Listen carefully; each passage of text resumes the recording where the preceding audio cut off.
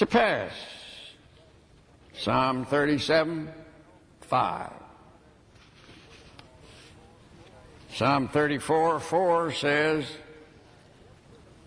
let this one really go for this one. This is it. You can go out and buy all kinds of books on worry. You can go to every psychiatrist on Park Avenue and pay them big fees. But you don't need to do that. All you have to do is listen to this one. And instead of those big fees, just put them in the collection plate next time.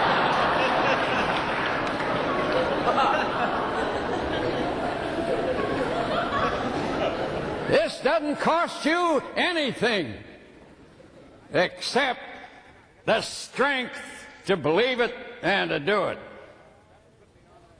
I sought the Lord, and He heard me and delivered me from all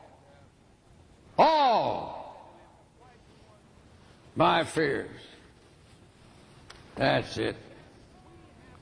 Simple, unquestioning, childlike, sensible, highly intellectual faith. That'll do it. But can we be that simple? Or do we have to have it made complex? You know, every time I think about worry, I think about a friend of mine named Tommy Martin.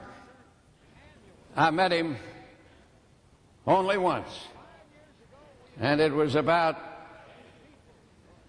30 or 35 years ago. I was making a speech to a convention at one of the biggest resort hotels in the United States down in West Virginia. And when I finished the speech, my wife and I decided to take a ride. It was springtime, April, among the beautiful hills of West Virginia. We came down a long, big, wide highway and stopped for a red light, and there was a weather-beaten sign there that was almost indecipherable, but it had an arrow, and it pointed Sunshine Valley, it said. Well, somehow or other that appealed to me, and I said to Ruth, how about a ride up Sunshine Valley? Well, she said it doesn't look like much of a road. But I said, that name is fantastic. So she said, let's do it. We went up Sunshine Valley for quite a little piece alongside of a creek that was rushing down from the mountains, foaming over rocks. Finally came to a bridge, and another creek joined this one at that point, and it was even faster downhill. And we pulled off and stood by the creek a while. It was silent, deep woods, peaceful. And finally we walked along that creek up through the woods, and there we came upon Tommy Martin. He was about 10 years old. He had big high boots and jeans stuck down in them. He had an old kind of a Mackinaw coat on. He had a straw hat with holes in it, and he was chewing bubble gum. Big balloons emerging from his mouth. And he had a fishing pole in a trout stream. And he looked at us with level blue eyes and said, hi, where's your fishing pole? Immediately I felt humiliated. I said, I haven't got one. What's your name? He said, Tommy Martin. He didn't even ask me mine. He said, okay, I'll fish for all three of us.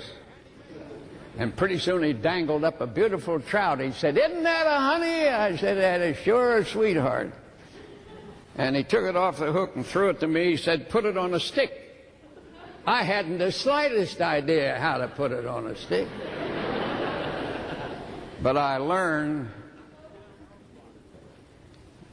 And so he accepted us and we accepted him. After a while, he turned to me and he said, "You know, my father and I shot a deer in this woods last winter." Rather an irrelevant remark. But I at once got a vignette of a father and son who loved each other. And then I said, "Tommy, don't you go to school?" Which was a stupid adult question, for it was only Thursday. And I got an evasive, kind of an inconclusive answer from him, which indicated that he preferred where he was to being in school. And I couldn't help but agree with him. Then, always with an eye to business, I had a sermon coming up the next Sunday on how to live without worry. So I figured I'd sound Tommy out. And I said to him, "Tommy, do you ever worry?" He turned around and he says, "Shucks, there ain't nothing to worry about." Then he added, irrelevantly, or was it, "I go to church every Sunday." Well, that, I suppose, little old Tommy would be 40, 45 years old now.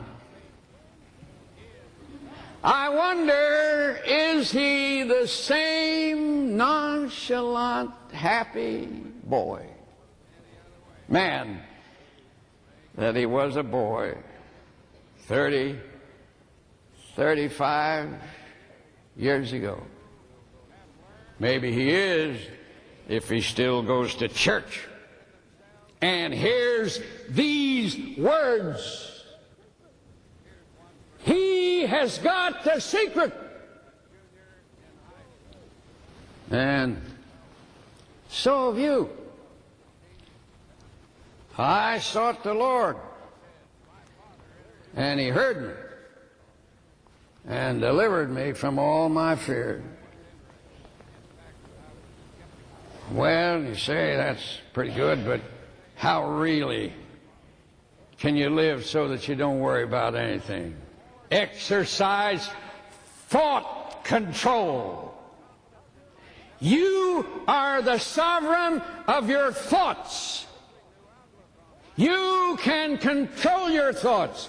Plato said, "Take charge of your thoughts. You can do what you will with them." And if you're a worrier, you're not taking charge of your thoughts. You're pushed around by your thoughts. Now, I knew the late Conrad Hilton very well. He was a close personal friend. And Mr. Hilton used to say, "Your thoughts advertise to you what you are to be." I read in the paper the other day, a magazine, where Baron Hilton, his son, quoted the same identical thing. And he said his father was a strong, powerful man because he was in control of his thoughts. If you think little thoughts, you are just bound to get a little result. If you think sick thoughts, you are going to become sick. If you think negative thoughts, you're advertising to yourself that that's what you want, so your subconscious accommodates you and gives you what you want. But if, on the contrary, you advertise great, big faith thoughts to yourself, big faith results is what you will receive. I've seen